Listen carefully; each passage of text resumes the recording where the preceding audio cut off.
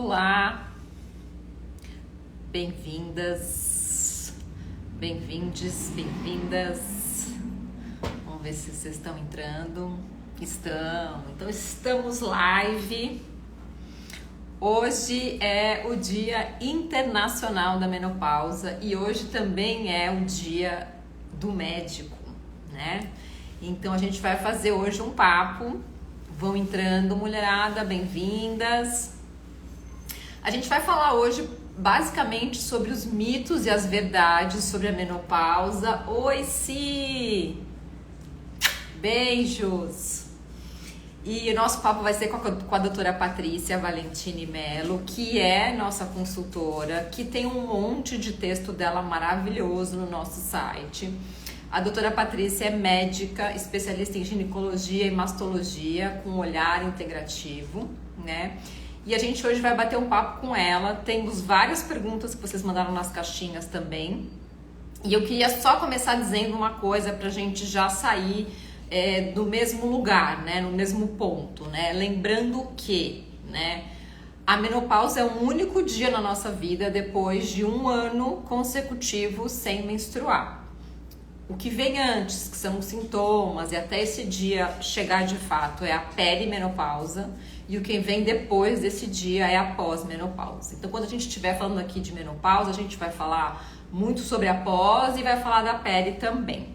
Deixa eu ver se a doutora Patrícia já tá aqui. Deixa eu chamar ela aqui. Vocês estão ouvindo bem meu áudio? Bota um joinha aí. Boa noite, The Fit for Life. Tua pergunta tá anotadíssima aqui. Olá! Oi, tudo bom? Bem-vinda! Obrigada, querida. Que bom estar aqui com você Você sabe que novamente. eu fui ver que faz mais de um ano que a gente não faz live? Olha que loucura! Nossa, eu estava sentindo falta, mas não tinha essa noção. Bom, eu já apresentei a doutora Patrícia. Eu esqueci de alguma coisa? Boa noite a todos, né? Acho que não. É isso aí, Camis. Acho que o pessoal já me conhece aqui também, né? Então, Paty, já vou começar começando, assim, eu já falei um pouco, né, que eu acho que é legal a gente já partir do princípio do que é a perimenopausa, o que é a menopausa, o que é a pós-menopausa, então já expliquei um pouquinho. Então, hoje eu queria começar falando, aliás, parabéns pelo seu dia, minha médica do Obrigada. coração. Minha querida, sempre do coração também, obrigada. Eu já queria começar no mito e verdade. A gente recebeu também muitas perguntas. Vamos ver se a gente vai conseguir fazer tudo hoje. Mas vamos lá. Vamos lá. Mito ou verdade? O primeiro hormônio que começa a flutuar na perimenopausa é a progesterona. Mito ou verdade? Verdade. Por quê? Conta tudo. Contarei. Vamos lá. Então, gente, essa fase, como você falou, é da perimenopausa, ou climatério, né, mais conhecida com esse nome, é a fase que a mulher começa a ovular menos, né? Com o tempo, a gente tem um número limitado de óvulos, é aquilo e pronto. Então, todo mês a gente vai ovulando e vai perdendo um, perdendo um, perdendo um. A partir dos 40, a gente já tem muito menos e aí a gente ovula de vez em quando. Ovula, de vez em quando não ovula. Quando não ovula, a gente não produz a progesterona. Porque a progesterona é produzida pelo corpo lúteo, que é aquele cisto que sobra depois que o folículo é rompido e libera o óvulo. Aí sobra aquele folículo esquisito, ele é todo esquisito, ele chama corpo lúteo e ele produz progesterona. Se a gente não ovulou, não tem progesterona. Então tem ciclos que a gente não tem a progesterona e é aí que os sintomas começam, né? Porque assim, a progesterona é um hormônio maravilhoso, que além de contrabalançar os efeitos do estrógeno para proteger o endométrio, que todo mundo já bem conhece, ela é um hormônio GABAérgico, ou seja, estimula receptor GABA. GABA é um neurotransmissor da calma. Então é a progesterona que deixa a gente calma, relaxada, que melhora o sono, o humor, que é o hormônio da gestante, pode ver, toda gestante é relax. E não é à toa, porque ela está banhada em progesterona. E aí ele é o primeiro hormônio a flutuar nessa fase grande da mulher, né? Que é a perimenopausa. Então, faz sentido essa coisa quando a gente fala das oscilações de humor, desse sono que vai ficando ou mais leve ou mais picado, já é sinal de que a progesterona está lá flutuando. Sim, pode ser sinal. Em medicina não existe nem nunca Sim. nem sempre, né? Mas é bem possível. Lembrando que cada mulher passa por essa fase de uma maneira, né? Eu tô com 49 anos, já tô há 3 anos oficialmente na perimenopausa, e eu descobri exatamente assim, com muita oscilação de humor e sono alterado, acordava toda noite tendo crise de pânico, né? Depois a gente fala sobre isso. Então, de novo, cada mulher é uma mulher, cada fase é uma fase, mas se tiver lá um meio básico, beabá, a progesterona é a primeira que cai e pode trazer esse tipo de sintomas. Mas Mais só, um. só Fala. completando rapidinho, a progesterona é a primeira que cai, mas nessa fase o estrógeno também vem caindo lentamente. Tá. 3 anos antes, como você falou, né, que é o seu caso, o estrógeno já está também mais caidinho. Então, os seus sintomas, eles misturam as duas deficiências, na verdade. Porque essa perimenopausa que começa com a queda da progesterona, ela é lá atrás, quase 10 anos antes da menopausa. Aí as coisas vão se juntando, né? Até o próprio ciclo irregular já também é um Sim, sinal disso, né? Que é isso que você acabou de falar da sim, ovulação, né? sim, sim. Vamos lá, mais uma. Os fogachos, também conhecidos como os calorões, provocam mini AVCs. Mito ou verdade? Olha, eu acho que é um mito, porque não é mini AVC exatamente. Mas isso não significa que eles não são perigosos. Os fogachos, eu acho até que talvez essa confusãozinha com mini AVC existe porque os fogachos eles são considerados sim um fator predisponente e marcador de risco para a doença crônico-degenerativa lá na frente, no futuro. Porque cada fogacho que a gente tem, cada onda de calor, a mulher libera na corrente circulatória substâncias antioxidantes substâncias oxidantes, desculpa, e inflamatórias. Eu já estou pensando no tratamento. E muito inflamatórias. E essas substâncias oxidantes e inflamatórias, elas lesam vaso e lesam neurônio. E aí, claro que futuramente essas mulheres podem ter risco de AVC, doença cardiovascular e AVC. Mas não é que na hora do fogacho é um mini AVC, né? Acho que é um pouquinho de É uma exagero. fritadinha, É pode uma dizer. fritadinha, sim. Dá uma fritadinha. É porque destrói, sim, neurônio, mas não necessariamente. O AVC é um acidente vascular cerebral, não é exatamente isso que acontece. É próximo, vai, mas não posso dizer que seja um AVC, né? Então é mito. Mais uma coisa que eu queria aproveitar, já que a gente está nesse tema do calor e do fogacho, para a gente ter assim, mais em linhas gerais, não precisa ser tão medicinal. O que acontece? Por que o fogacho acontece? Então, porque o estrógeno, ele é um grande regulador do centro da temperatura. Então, quando ele não está presente, tem todo um rolo complexo uma desregulação da produção de óxido nítrico, que é quem faz a vasodilatação. E aí fica doido, né? Então, de repente, vasodilata, daqui a pouco o vaso contrai, frio, e de repente passa tudo. Então, é uma labilidade vascular pela deficiência de estrógeno. E os calores noturnos são fogacho? Já estou pegando aqui a pergunta da Andrea, que está na nossa pauta do momento. São fogachos. E, doutora Patrícia, a gente estava falando, né, dessa coisa dos calores, dessa coisa da desregulada. Ele ajuda a desregular essa temperatura corporal. Eu faço uma prática de yoga que é muito interessante, que tem algumas posturas que supostamente são posturas que ativam o hipotálamo e a hipófise, que também são reguladores dessa temperatura, né? E eu não sofro ainda de calores, mas a minha professora de yoga, a permanência dessas posturas, ela diz que é muito bom como uma forma também de ajudar a nossa tireoide, né, os nossos hormônios serem secretados, né? Tem várias práticas que melhoram muito os fogachos, né? Yoga é uma delas, acupuntura é super legal. Tudo que acalma também, porque já se sabe que o estresse está totalmente relacionado aos fogachos. Então, as mulheres que não podem receber nenhum tratamento como hormônio, por exemplo, e muitos colegas às vezes não tratam com um tratamento natural, acabam dando venlafaxina, por exemplo. Para quê? O Para a que é mulher, a isso? venlafaxina é um antidepressivo, Ah, tá. um ansiolítico, um antidepressivo é um remédio, porque melhorando, deixando a mulher mais calma, melhora o fogacho. A E, D está perguntando aqui, é verdade que o café, a pimenta podem estimular mais calorões? a cafeína, né? A cafeína dá vasoconstrição e dependendo da, tem as metabolizadoras lentas e as metabolizadoras rápidas da cafeína.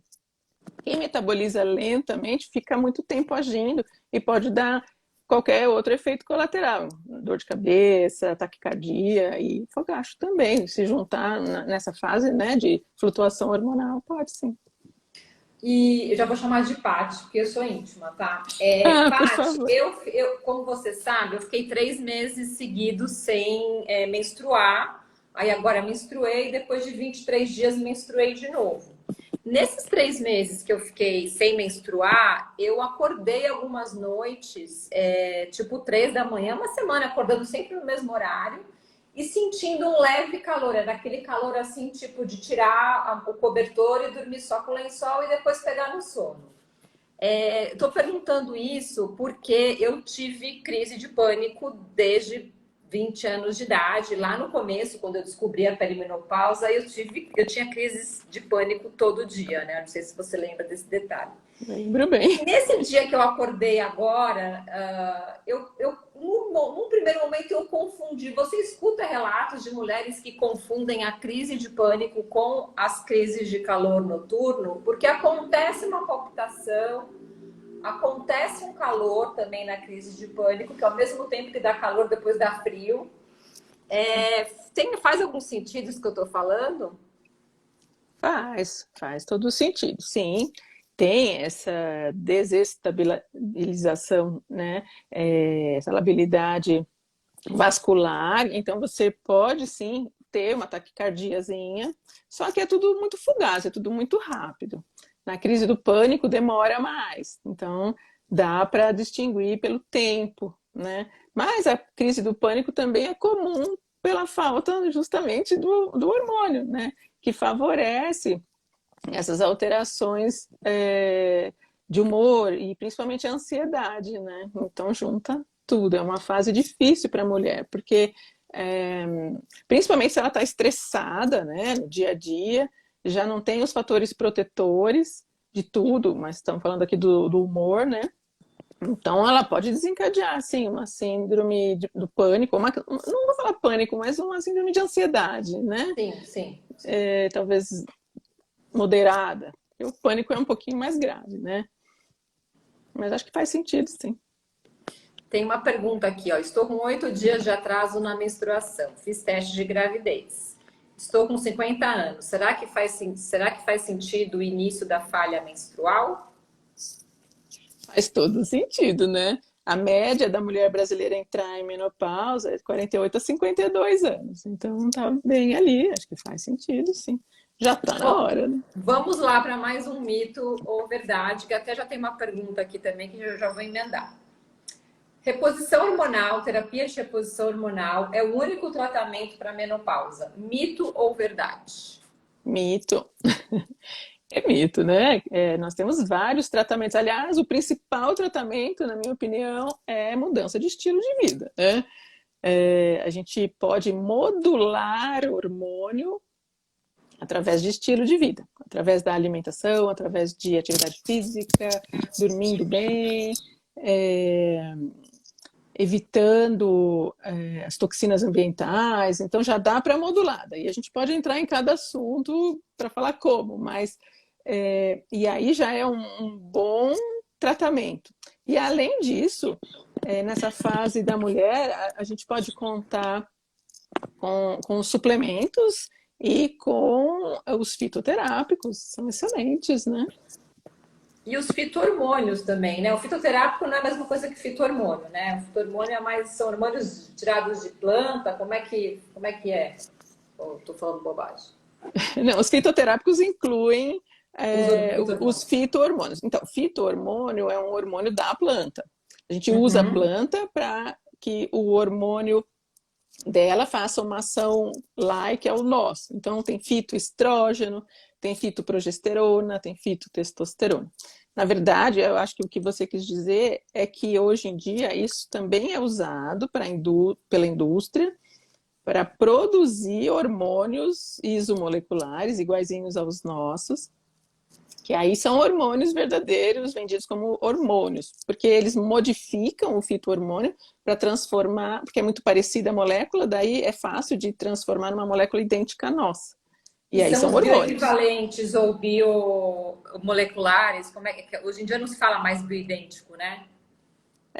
Tem uma briga aí, mas é isso, né? São hormônios iguaizinhos aos nossos. Se o nosso corpo pede água, a gente não vai dar Coca-Cola, a gente vai dar água. Seria isso, são hormônios iguais. Mas aí são os nossos hormônios produzidos, né, pela indústria a partir de fito-hormônios. Mas a gente pode usar só as plantas e ter a ação e o benefício dos próprios fito-hormônios para quem não pode usar o hormônio verdadeiro, né? Tá. Então agora eu vou pegar o outro lado da terapia de reposição, né? Tem só uma pergunta aqui que faz sentido também aqui. Não pode, é verdade, mito ou verdade que não pode fazer reposição hormonal por muitos anos? Hoje é mito. Hoje é mito. A reposição hormonal é feita até o momento que o benefício seja maior que o risco. Durante todo o tempo que o benefício for maior que o risco, ela é feita. Pode ser 10 anos, como era antigamente, ou mais. Né?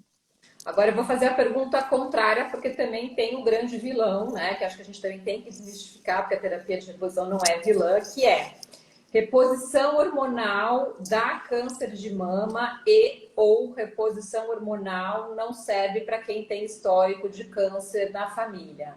Mito ou verdade? Essa é uma grande controvérsia, né? Vou falar primeiro, depois a gente chega à conclusão se é mito ou verdade juntos, né?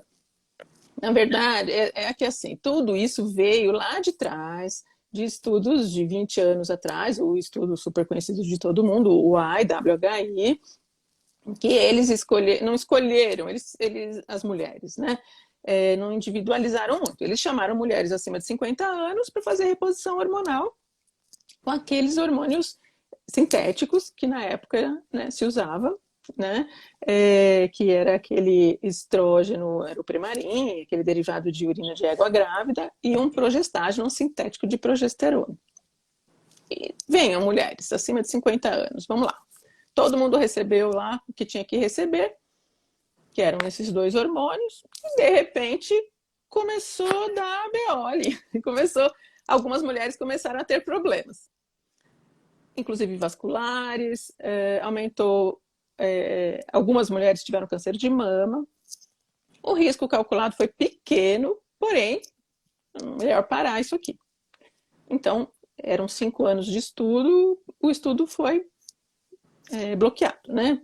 Parou o Então, estudo. só retomando aqui. Não foi feita uma triagem de mulheres para fazer esse estudo. Foram usados hormônios sintéticos feitos a partir de urina de éguas grávidas, ou seja, só podia dar ruim, né? E, além de tudo, foram também administrados pelas vias incorretas e não pelas vias corretas.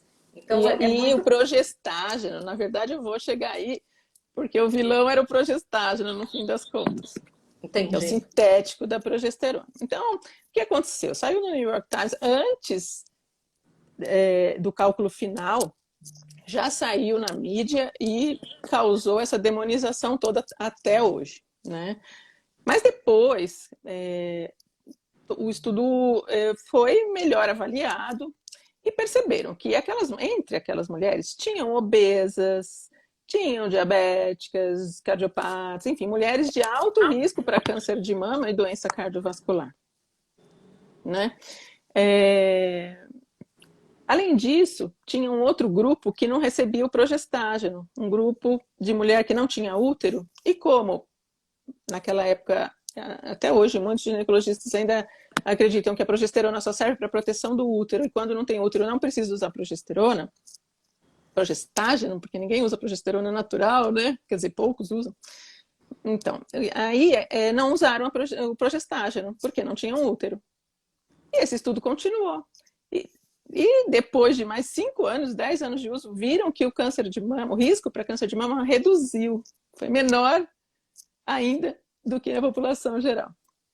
Tanto que depois disso, muitos dos colegas começaram a prescrever só estrógeno, sem o progestágeno. Depois, para proteger o útero, vamos dar 10 dias a cada 3 meses, né? Mas não vamos dar muito. Bom, gente, mas hoje ninguém mais precisa usar essas coisas. O que aconteceu? O tempo passou, a demonização está aí, ficou até hoje. Muitos colegas médicos ginecologistas, inclusive, não prescrevem terapia de reposição hormonal, com medo de câncer de mama.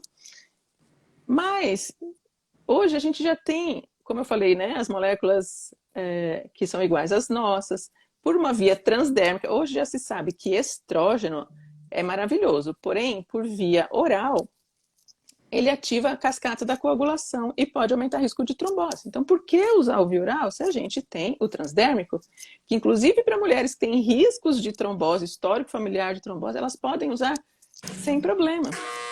Isso também já é confirmado, tá? Tranquei meu filho para fora, continua. Então, vamos lá.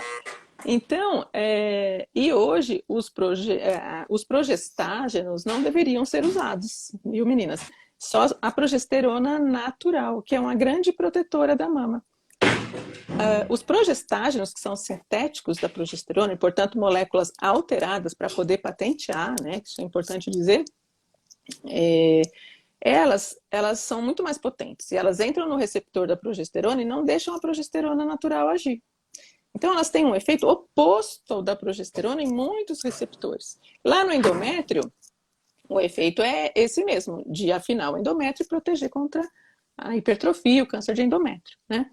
Mas no cérebro, por exemplo, na mama, o efeito é o oposto, porque não deixa a progesterona natural agir e ela é protetora da mama, né? Então, só mais uma coisa, tem um estudo francês da Fournier, que na época lá do estudo Y, eles estudaram 88 mil mulheres, porque na França eles já usavam hormônio transdérmico e progesterona natural. E houve uma redução do risco de câncer de mama. Então, hoje, todas as vezes que o benefício for maior que o risco, a terapia de reposição hormonal é usada, deve ser usada. Mas é importante só dizer aqui, porque até tem uma pergunta, desculpa te cortar, Paty, que a Joana até está fazendo aqui, né?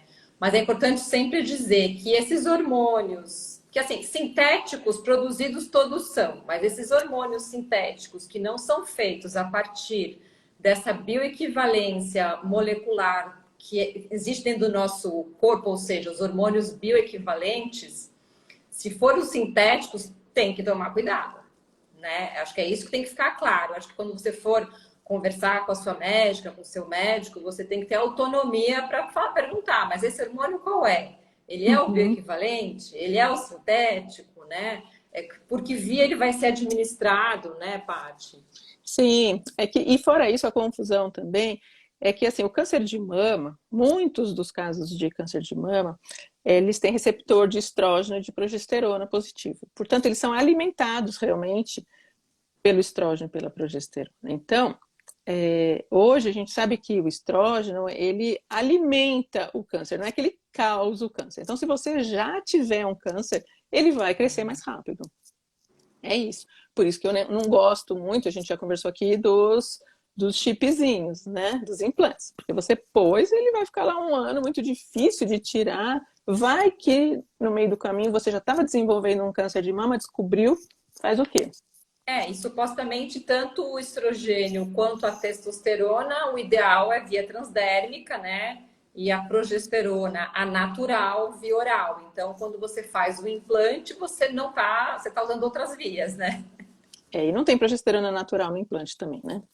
Sim, sim. Bom, vamos lá, mais mitos e verdades. Eu já perdi um monte de pergunta aqui, gente. Vocês me desculpam. Peraí, que eu vou tentar E eu pegar nem o respondi o bonde. histórico do câncer de Vou mama, né? tentar, vou tentar pegar o bonde aqui. Os fitoterápicos podem causar problemas no fígado a longo prazo? Alguns fitoterápicos, sim, sobrecarregam o fígado. Então, é sempre importante, quando a gente usa fitoterapia, a gente fazer um rodízio, sabe? Tem vários fitoterápicos com efeitos semelhantes. Então, para não sobrecarregar o fígado, a gente muda a planta. Ideal seria de 3 em 3 meses. Mas é variável, é individualizado isso, porque a gente dosa as enzimas hepáticas, avalia, e se estiver correndo tudo bem, tem fígados mais sensíveis, menos sensíveis, né? Inclusive tem plantas que são grandes protetoras hepáticas, às vezes a gente associa as duas. Mas isso existe sim. Tá. E a gestrinona junto com o estradiol? Gestrinona não deve ser usada na menopausa.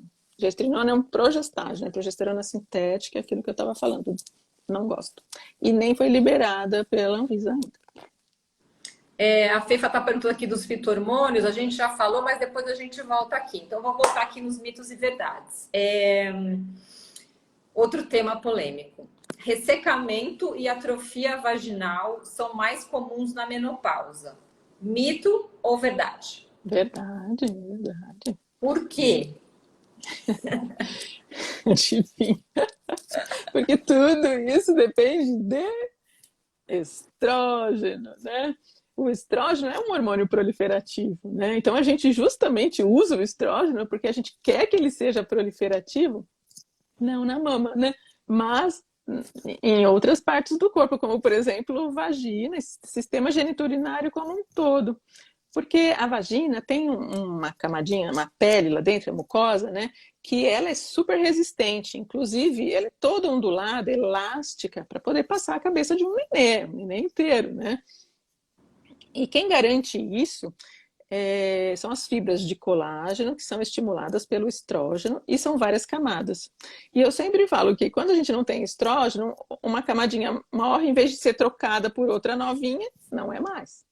E aí morre a segunda, morre a terceira, morre a quarta, e vai afinando, vai perdendo a elasticidade, vai perdendo a vascularização, e portanto não secreta mais, então resseca, fica fininha, como um celofane que rasga. E Entendi. dói, Então, machuca. essa queda do estrogênio, que também está intimamente ligada com o colágeno, com a produção de colágeno, que não só resseca a nossa pele do rosto, do corpo, também resseca as nossas mucosas, não é isso? Perde a elasticidade. O que Sim, resseca é a perda da própria mucosa. Ela vai ficando fininha e sem sim. glândula para produzir a secreção, que inclusive alimenta lactobacilos da própria flora vaginal. Então, essa flora é modificada, o pH é modificado, aumenta risco para outras infecções, né? Então, é um todo. O sistema geniturinário todinho fica alterado pela deficiência de estrógeno. E isso é progressivo, gente. Eu sempre falo, tem um monte de pacientes que falam, não estou sentindo nada, para mim tá bom, põe um lubrificante, tá ótimo, eu não quero fazer nada, tenho medo. Nanana. Ok, eu respeito. Dali 10 anos ou antes, um pouco, a pessoa chega e fala, meu Deus, eu não aguento mais, eu quero agora tratar porque não dá mais. Porque realmente é muito progressivo, né? Então a gente tem que pensar E, nisso e prevenir. sim, e aí tem uma pergunta interessante aqui da Fefa, que é: quais terapias integrativas podem auxiliar nesse ressecamento generalizado?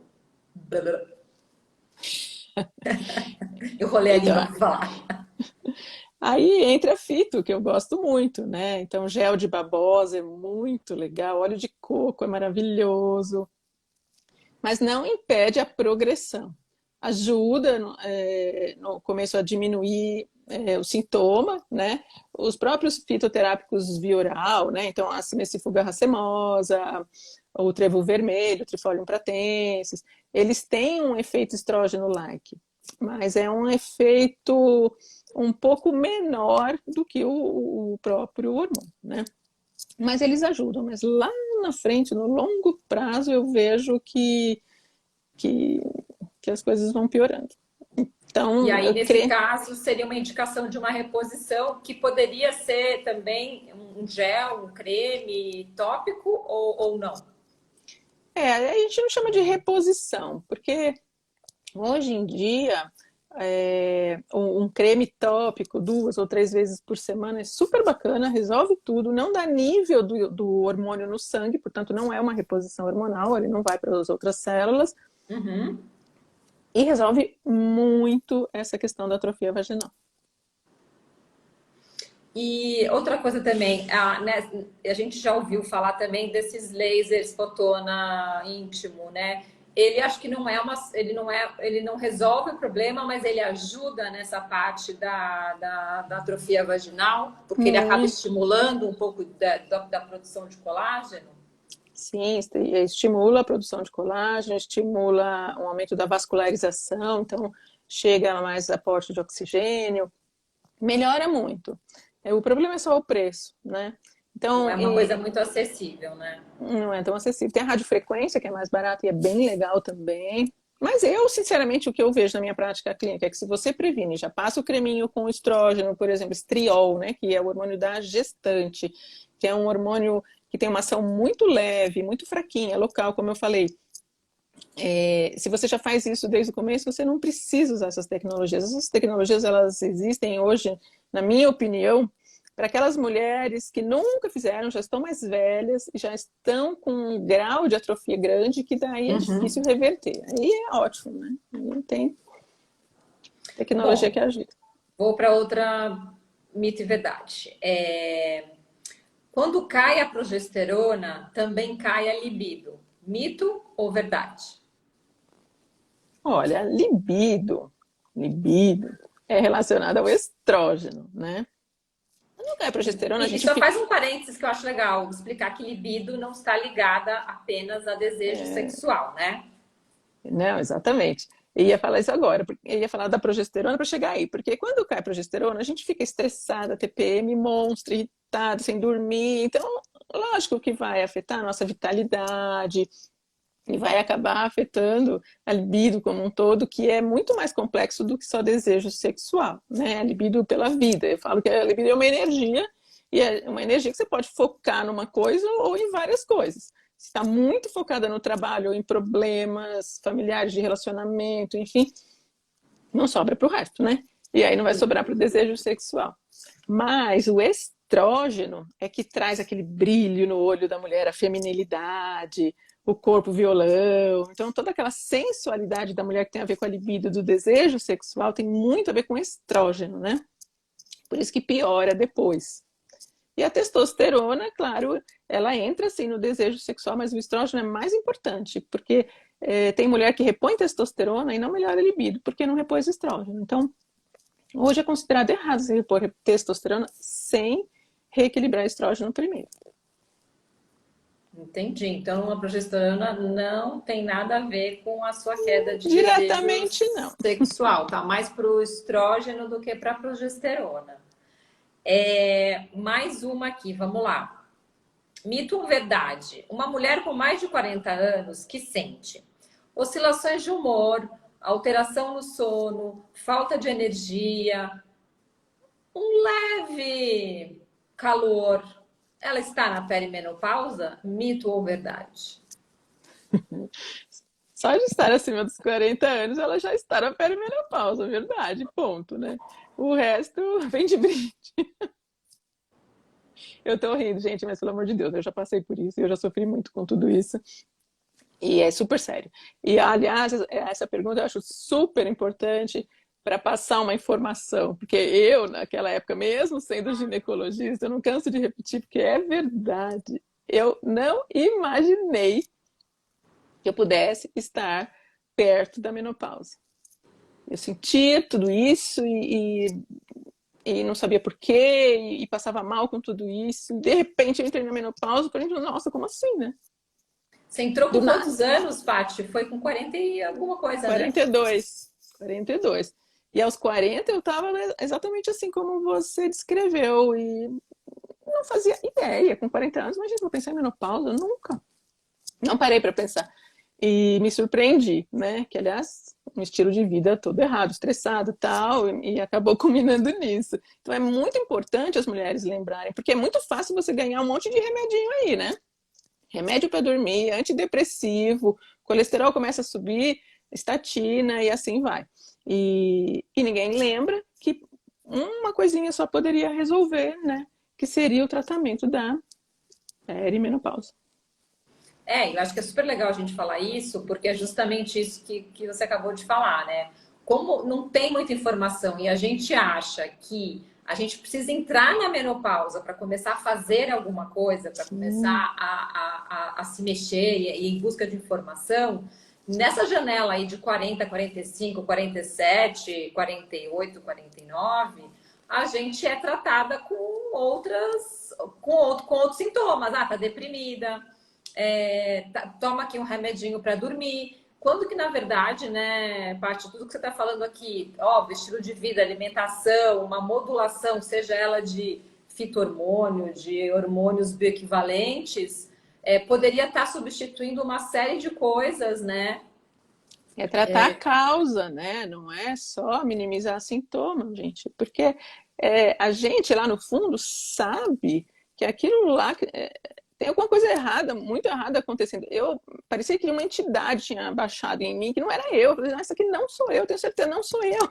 E ninguém me Não, para mim foi entendia. igual, para mim foi igual. Eu até gravei um dos primeiros vídeos aqui do Cheat, é eu falando, sequestraram a Camila. Eu não sei quem é essa pessoa que está habitando o meu corpo. É Porque, isso. assim, era um troço, assim, de outro mundo. A Digi escreveu aqui, eu estou na neganopausa, ainda em negação. Isso pode acontecer, mas é importante olhar para isso e correr atrás, porque são medidas muito simples que te tiram desse lugar, sabe? É muito legal. A Fefa quer deixar um relato aqui que eu achei muito interessante. Estou sendo acompanhada por uma médica ginecologista que faz uso de medicina integrativa e tanto a homeopatia quanto a medicina chinesa e tem me ajudado muito. Eu sou prova disso. Paty também exerce a medicina integrativa, que não pode chamar mais de medicina integrativa, né? Faz de conta que eu não chamei. Ai, gente. E os sintomas começaram com 54, 55 e sigo menstruando com 56. Vejo que estou fora da média de idade, mas devo me preocupar?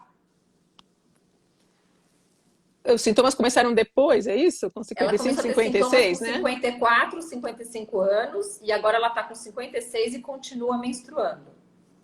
Ah, não está na menopausa, entendi. É uma menopausa tardia, né? Que pode acontecer, não precisa se preocupar, ao contrário, a gente pode até retardar o início da menopausa mesmo, com um bom estilo de vida, com uma boa alimentação, com atividade física, tudo que a gente já falou aqui, a gente pode ir postergando e tudo bem. Agora, tem que tratar os sintomas, né? Sim, Pelo que eu sim, entendo. sim. Tenho 43 anos e tenho um implante de gestrinona. Já é um tratamento para a menopausa? Não, não. A gestrinona, é, então, né, eu não gosto muito, a não ser em algumas situações muito pontuais, como o tratamento da endometriose, por exemplo, né? Mas a gestrinona, como eu disse, é uma progesterona sintética, um progestágeno, então vai ter os efeitos de progesterona sintética. Se você não tiver um perfil de uma mulher que já é magra, que malha bastante, faz atividade física mais musculação, come pouca caloria, pouco carboidrato, você pode ter os efeitos colaterais dela, né? Do inchaço, de ganho de peso. Ela androgeniza bastante. Então, quem é magrinha e faz ginástica fica musculosa, fica sarada, ok. Mas não tem nada a ver com tratamento de menopausa, gente.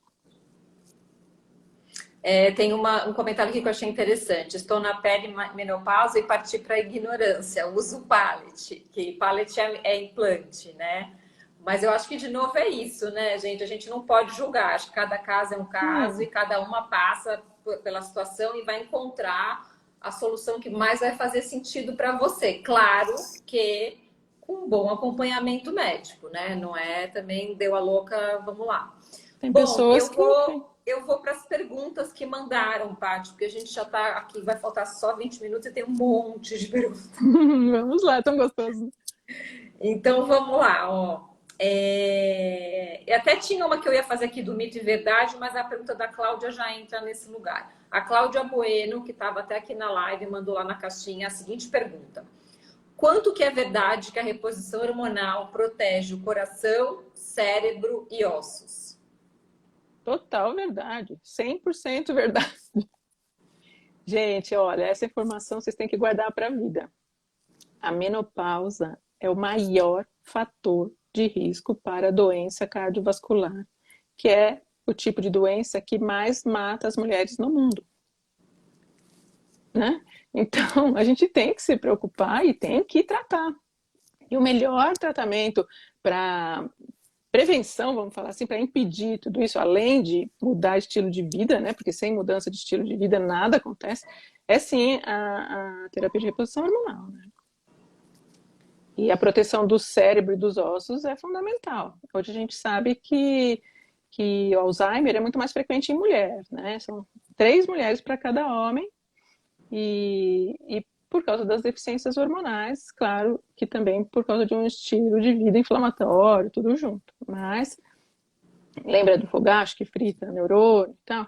Isso acaba levando a doença degenerativa, não necessariamente Alzheimer, mas as demências, né? Então, a terapia hormonal também protege contra isso. E ó, o osso é super conhecido, né? A fratura também é uma causa importante de morte entre as mulheres. Fratura de fêmur. E como que a gente fratura normalmente? Por osteoporose e por deficiência hormonal. Então... E acho que também é legal só reforçar aqui, Paty, que uma coisa que você já falou que eu acho muito importante, que é a seguinte, né?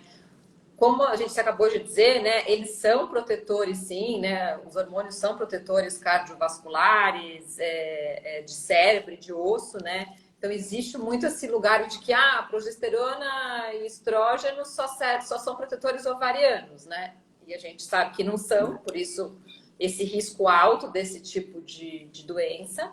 E eu acho que é interessante falar uma coisa também, que é uma coisa que você fala que é muito interessante, que é essa janela de oportunidade de você começar a realmente fazer alguma coisa, porque muitas vezes começar a fazer alguma coisa quando você de fato já entrou na menopausa, você já pode estar muito próxima de uma doença crônica. E aí é um pouco tarde demais, né? Esse conceito é muito legal, muito interessante, importante da gente saber, porque muitas mulheres vão postergando também a reposição. Eu tô ótimo, vou ver até onde eu chego, mas pode ser tarde demais depois. Esse conceito foi desenvolvido lá por causa do estudo Y que a gente falou. Porque lembra que as mulheres começaram a partir dos 50 anos? O risco cardiovascular piorou naquelas mulheres acima de 60. Mas entre 50 e 60 melhorou muito. Mesmo sendo ruim, foi bom para isso, né? Então, olha a importância do hormônio na proteção cardiovascular. E hoje, a gente pode proteger essas mulheres usando outros tipos de hormônio que diminuam trombose e tal, na via transdérmica, como a gente já falou aqui. Só que essa janela de oportunidade são 10 anos. Porque foi lá naquele estudo que se chegou a essa conclusão. Porque lá, aquelas mulheres acima de 60 já tinham desenvolvido placas, né, nos vasos e aumento do colesterol e aumento da gordura visceral, ou seja, alto risco para doença cardiovascular. E depois, se a gente for acrescentar o hormônio, pode ser que a gente sobrecarregue um organismo que já está doente, aí nem vale a pena. O benefício não seria maior do que o risco. Então, quanto antes a gente começar a tratar, mais benefício a gente vai ter e menos risco. Viu? É isso que é a janela de oportunidade. A Adri Gonzalez mandou um mito ou verdade. Ela mandou assim, ó. Menopausa é igual a ganho de barriga e flacidez. Mito ou verdade? É verdade se você deixar. E seria um mito se a gente cuidasse, né? É que ainda, né, a gente está lutando aqui para passar a informação, porque a maioria das mulheres acaba que não cuida, né? Mas Por que que é barriga? Por que que dá barriga? A flacidez a gente já falou da perda do colágeno, né? Mas a celulite e a barriga, elas têm a ver com a perda da proteção que o estrógeno nos proporciona em relação à sensibilidade da insulina, né? Então, a insulina começa a aumentar, começa a acontecer uma resistência insulínica, a insulina alta, muito tempo, acumula gordura na barriga. Porque o corpo acha que ele vai passar por um estresse e precisa acumular energia para ir para a guerra. Fora Ele isso... retém, né? Olha que genial, ele retém Genial. energia. Ele Ou retém seja, energia. gordura. O cortisol alto, quando a gente está estressado, faz o quê? Ele sobe a insulina. Por quê? Porque a gente está indo para a guerra. E a insulina guarda essa energia, né? Joga o açúcar dentro da célula e quando tem muito, gordura na barriga. Gordura central, que é aquela gordura que é inflamatória. Ela libera citocina inflamatória. A própria menopausa já é um processo de... Não a menopausa em si, mas assim, o tempo vai passando e a gente está envelhecendo, né? Os homens também. E hoje o envelhecimento mal sucedido é chamado de inflammaging, que é envelhecer inflamado. Então, todos os mecanismos que a gente tiver que estimulem os processos anti-inflamatórios vão nos ajudar. Né? Então, nossa, e aí suplemento é muito legal. Atividade física é fantástico. Ter músculo e comer menos caloria também. Músculo, hoje a gente sabe que produz as miocinas. Miocinas são substâncias incríveis, anti-inflamatórias, que queimam gordura, que protegem cérebro e que podem fazer uma modulação hormonal muito legal. E aí você não vai ter a barriga da menopausa. Então, ainda é verdade. Porque tem muitas mulheres que falam realmente da região da barriga mesmo. E eu acho que é interessante falar também que, gente, exercício físico, se você ainda não começou, mas eu já tô com 50, com 55, com 60, não interessa, pode estar com 80 anos, você pode começar a fazer. Não é opcional, gente. A Elida está perguntando aqui, que suplementos são bons? Nossa, são muitos. Então, isso daí tem saído na mídia que tudo isso é bobagem, que a gente tem que comer, que tá tudo na comida, né? Só que a gente tem que lembrar que a mulher na menopausa é uma mulher que está envelhecendo, como eu acabei de falar. E os órgãos também estão envelhecendo e funcionando de uma forma mais lenta, vamos falar assim, né? Então, vamos lá, vamos pensar. O que acontece com a digestão de uma mulher na menopausa? Ela fica mais lenta. As enzimas digestivas caem, o ácido cai, a digestão fica mais lenta, não digere, aí acontece o quê? Começa a dar aquele sintoma de estufamento, de gases, e aí alimento mal digerido chega no intestino mal digerido, o intestino não reconhece aquilo, começa a promover uma resposta inflamatória, porque acha que aquilo é um monstro que não devia estar lá. Inflamação mata os lactobacilos, modifica toda a flora, desbiose intestinal, não absorve mais os nutrientes do jeito que absorve. Na verdade, os nutrientes passam a ser menos absorvidos, né, Paty? Sim, passam a ser muito menos absorvidos. Quanto maior a idade, menos absorção de nutrientes. Quem hoje come super bem também? Então, para ter nutriente, para começar, a gente teria que comer de verdade, né? Comer colorido, verduras, frutas variadas. Não adianta comer alface e tomate todo dia, e banana e mamão, acabou, e tá achando que está comendo saudável. Não, tem que variar, porque cada nutriente, cada cor, cada fruta com cada cor, cada vegetal com a sua cor, na verdade isso representa diversos nutrientes diferentes que o corpo precisa. Então a gente tem que olhar para a comida pensando, que nutriente que eu estou levando lá para dentro agora? Né? Quem faz isso? Álcool também, né? O aumento do consumo do álcool, o álcool é inflamatório, impede a absorção de nutrientes, o solo já está pobre, então hoje, por mais linda e maravilhosa que seja a comida, não tem tudo aquilo que a gente precisa. Então, suplemento hoje é uma necessidade, gente, desculpa falar. É super importante. E eu vejo isso na prática porque eu adoro ver o todo, então você sabe já, todas as minhas pacientes eu doso os nutrientes. Tá bom, tá na dúvida? Claro, né? Tem exceções, cada caso é um caso, eu tô falando genericamente. Então vamos lá, vamos dosar. E o que eu vejo de desnutrido oculto é assim, muito grande o número. Olha, raras pacientes saem de uma consulta minha sem suplemento, porque na menopausa, então vamos lá, quais são os mais importantes? Lembra que eu falei da inflamação? Então, os anti-inflamatórios, vitamina D para começar, fantástica, né? O ômega 3 anti-inflamatório também. E falando em alimento, então são os peixes que têm ômega 3, muito difícil, né? Hoje em dia no Brasil, não tem alimento mais que tenha ômega 3 quase. Então, suplemento. Que mais? O complexo B, fundamental para fazer neurotransmissores. Lembra que os neurotransmissores são totalmente dependentes de estrógeno, a própria fabricação e ação deles. E são fabricados no intestino, então tem que ter uma boa microbiota intestinal. E tem que ter matéria-prima para fazer. Quem são os tijolinhos dos neurotransmissores? Magnésio, complexo B. Gente, vou falar para vitamina vocês, D. a minha vida depois do magnésio mudou. O É meu incrível. cérebro voltou. E não é só isso, o magnésio tem mais de... Ele entra em todas as reações químicas de todas as células do nosso corpo. Não dá para ficar sem magnésio, gente. O solo brasileiro é pobre de magnésio. Quem come tanta verdura assim para ter tanto magnésio? É muito difícil, né? E assim vai. Tem as vitaminas antioxidantes, A, E, C, e que mais? Tireoide vai parando de funcionar com o tempo e acaba piorando a história do ganho de peso. Então, zinco e selênio são fantásticos para tireoide. Além de entrar também em detox de fígado. O detox do fígado vai diminuindo, a gente precisa priorizar detox, porque senão a gente vai ficar lotado de toxina e aumenta o risco de doença lá na frente também. Então, nutrientes que favoreçam o detox são bastante importantes. O complexo B de novo, o zinco, o magnésio de novo. De A a Z, né? Não tem jeito. Até porque nutriente, isso eu aprendi tanto tempo depois, que na medicina, gente, a gente não tem uma aula na faculdade de nutrientes, tá? Só para vocês entenderem. Isso, né? Que a gente, como médico, pensa no nutriente como remédio. Então tá faltando zinco, o zinco. Como remédio, para suplementar. Isso se dosar o zinco, né? Só que não é bem assim. Quando a gente vai estudar os nutrientes, o que acontece? A gente descobre que eles agem em rede.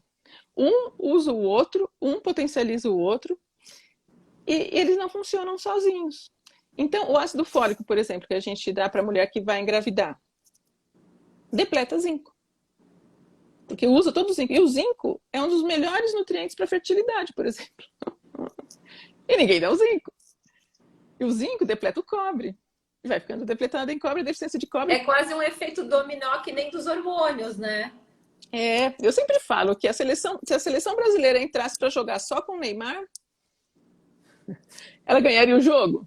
Sem goleiro, sem defesa, sem atacante, sem nada, só com o Neymar, só porque ele é o principal. Provavelmente não. É um time. Então a gente precisa pensar nesse raciocínio de A a Z. Porque um usa o outro, um potencializa o outro. Qual o magnésio ela tem mais preferência? O inositol? O inositol é muito legal para o sono, né? Porque ele acalma, ele ajuda muito em sistema nervoso central. Inositol também ajuda muito nas questões da resistência insulínica. Tem vários tipos de magnésio, então, porque essa questão dos tipos é outra história longa, mas vou tentar resumir aqui. Que é muito importante, na verdade, por isso que eu vou falar. Os minerais são de dificílima absorção, né? Então, logo lá no começo, eles juntaram os minerais, como o magnésio, o próprio ferro, o cálcio, enfim, o zinco, com sais que ajudavam e ajudam ainda na absorção. Então, óxido de magnésio, sulfato. Só que o que se viu é que a biodisponibilidade era muito pequena, ou seja, pouquinho desse magnésio era absorvido e ainda irritava o estômago, né? Intestino, solta o intestino. E aí o tempo passou, novas tecnologias surgiram e perceberam que se a gente juntar o magnésio ou qualquer um desses minerais a um aminoácido pequenininho, e isso chama quelar o mineral, portanto é um mineral quelado, esse aminoácido ele leva o mineral muito mais facilmente, então aumenta muito a biodisponibilidade. E aí, dependendo do aminoácido que é usado, é um tipo, no caso aí do magnésio. né? Uhum. Então, se a gente usar, a gente tem o magnésio malato, ou dimalato, que é muito legal para músculo, para coração, tem o citrato, que é muito legal para hipertensão, para o intestino, tem o treonato, que é o que passa a barreira hematoencefálica, que chega no cérebro mesmo e acalma, até mais que o inositol, mas ele é caro. E assim por diante, né? Então, cada um vai agir mais em algum tecido que seja aquele tecido que a gente tem interesse naquela pessoa, né? Paty, duas pessoas já falaram aqui que eu perdi os nomes, que você salvou a vida delas, que elas se tratam com você, amam, super recomendam. Então, ó, Obrigada. eu li, mas eu não esqueci. Bom, acho que dá tempo de fazer mais uma. A que eu achei interessante também, ó, foi a pergunta da Drica Salles. Ela falou, essa daqui não é nem mito ou verdade, foi uma pergunta que ela mandou mesmo. Ela falou assim, doutora, como dar start no exercício físico quando a energia tá lá no pé? Qual o milagre? Achei ótima essa pergunta. Ai, Drica, minha querida. Então, a gente tem que cuidar da energia primeiro, né? Na verdade, a gente tem que passito a passito, né? Na verdade, o que melhora a energia é o próprio exercício, né? Mas como começar sem energia? Então, vamos começando com pílulas de exercícios, né? Então, uma caminhada mais leve. A energia também vem muito do cortisol. A gente precisa lembrar que a menopausa não vem sozinha, né? Existe deficiência de tiroide, existe deficiência de adrenal, cortisol, de vários outros hormônios que impactam na energia. Então, a gente precisa cuidar de tudo isso. Precisa fazer uma avaliação bem ampliada dessa pessoa e ver o porquê que ela está tão sem energia, né? Tentar reequilibrar esses hormônios, muitas vezes suplementar mesmo, né? Mas tem que começar, porque mesmo fazendo tudo isso, a pessoa que já está sedentária há um tempo, e muitas vezes carrega um mundo nas costas também, tem todo um lado emocional, né? Problemas sérios, né? Hoje o mundo está muito desafiador, né? E esses problemas pesam tanto que mesmo regulando todos os hormônios, é difícil, é difícil. Então, a gente tem que sair com preguiça mesmo, dar uma volta no quarteirão, 10 dias, depois 2 voltas mais 10 dias, depois 3 voltas mais 10 dias e força, até que daqui a pouco o próprio organismo começa a se mobilizar e você sai desse círculo vicioso para um virtuoso, né? E aí o próprio organismo vai dando aquela vai produzindo aquela sensação de bem-estar, né? E você vai querendo cada vez mais, né? Mais pessoas aqui Sim. dizendo, doutora Patrícia. Bárbara Leite, a tua pergunta estava aqui anotada e acho que dá tempo de fazer a tua. Ela fez a seguinte pergunta que ela mandou, ó. Ela mandou aqui, mas eu também anotei aqui embaixo. Como é a menopausa em decorrência do protocolo de tratamento de colo de útero? Há possibilidade de reposição? Mas tratamento do que no colo do útero? Câncer no colo do útero? Câncer no colo do útero. Sim, câncer no colo do útero não é contraindicação de reposição hormonal. É o câncer de endométrio, que sim, e de mama, né? Mas de colo de útero não. E a Marci está aqui perguntando o que fazer com o exame de prolactina alta. Márcia, eu também estou com a minha prolactina alta. Se isso te ajudar e acalentar o seu coração, estamos juntas. Aí depende, né? Depende muito de cada caso, mas um pouquinho alta, como eu te falei, né, Camis? Pode ser por estresse. O estresse aumenta muito a prolactina, precisa ser avaliada a macroprolactina, e, enfim, precisa ver a causa, né? Para depois ver o tratamento. Bom, a gente tem 2 minutos, eu vou tentar mais uma, que Vamos também lá. achei muito boa. Ela chama o arroba dela é AF dos Anjos. Quando é seguro parar com o anticoncepcional? Achei essa genial. Quando é seguro parar ou quando é seguro usar? Não, parar, porque, por exemplo, eu, com 44 anos, achei que estava na menopausa e estava grávida, porque na minha cabeça eu não podia mais engravidar, eu não tomava mais anticoncepcional. Então a Ah, pergunta dela é: Eu tô na perimenopausa, eu paro de tomar anticoncepcional? Ah, por causa de efeito anticoncepcional mesmo. É que eu não acho seguro usar anticoncepcional depois dos 40 anos por risco de trombose e tal. Então pensei nisso, Mas mas então, métodos contraceptivos. Vamos mudar a pergunta. Ó. Quando é seguro entendi. parar com os métodos contraceptivos?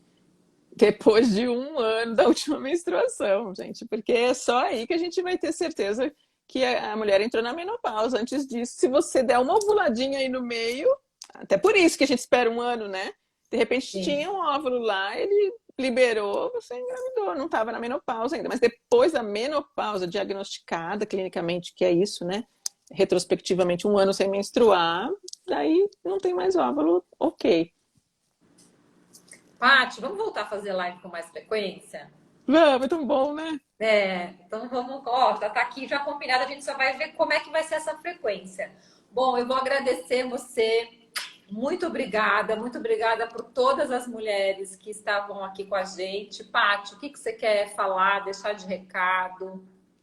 Ah, quero agradecer a oportunidade, quero que as mulheres todas tenham informação de qualidade para ter escolhas conscientes e se libertar dessa fase que não é ruim, é a melhor fase da nossa vida, gente, eu posso dizer. Beijo, Mil beijos. obrigada. Beijo, querida, obrigada. Tchau, tchau. Boa noite, gente. Tchau, meninas. Obrigada. Foi um prazer ter vocês aqui.